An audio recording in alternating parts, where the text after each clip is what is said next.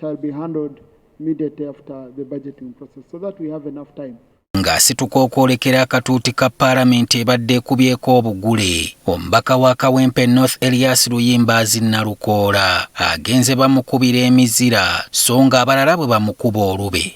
Please, Honorable, you're protected. It's a maiden speech. Kuno kwe kubadde okwogera kw'okubereberye era ng'akuguddewo n'okujjukiza palamenti Tanulu mwe yayita okutuuka w'atuuse mu kalulu akalimu okufa n'okuwona ng'amagye ga UPDF gakeddiza.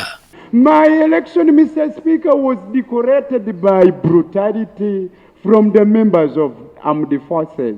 And indeed, the Electoral Commission, every time we are used to approach it, it could lament helplessly.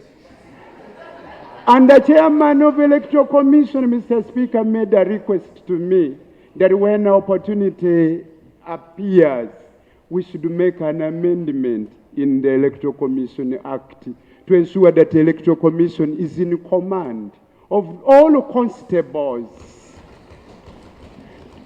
to avoid allowing UPDF to interfere in the elections, Mr. Speaker. Ono ayanjudde ensonga ezirudde nga ziruma abantu baakiikirira ezimaze ebbanga nga teziwulirwa okuva omuntu gwe yaddira Mbigere Muhammad Seggirinya okuba ng'azuuzumba n'ebizibu ebitali bimu ebitaamusobozesa kuzituusa mu palamenti. We have water shortage in Kawempe North constituency. We have inadequate health facilities. We have only one medical facility, that is at Komamboga. But its facilities are inadequate as compared to the corresponding growing population in Kawempe North constituency.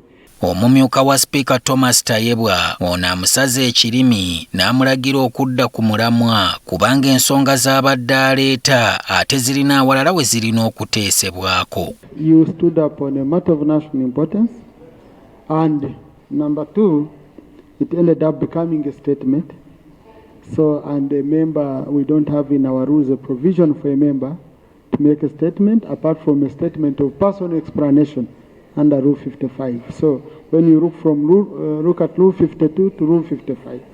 Nalukoola akazindaala akabakidde buto n'ayanja ensonga y'abasibe b'ekibiina ki NUP abakyakuumibwa mu makomero olw'okusalawo kwa kkooti y'amagye. Ensi yonna gy'emanyi obulungi nti kkooti ginnaayo ensukkulumu yasazaamu emirimu gyayo n'obuyinza.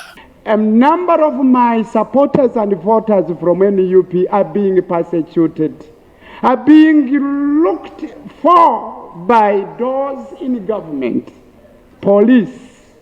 They are being persecuted, Mr. Speaker. Something must be done. To be sincere, we must practice tolerance in our politics.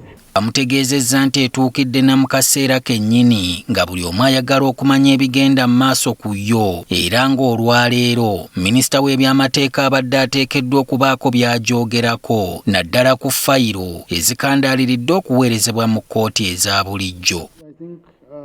Government chief whip, what you do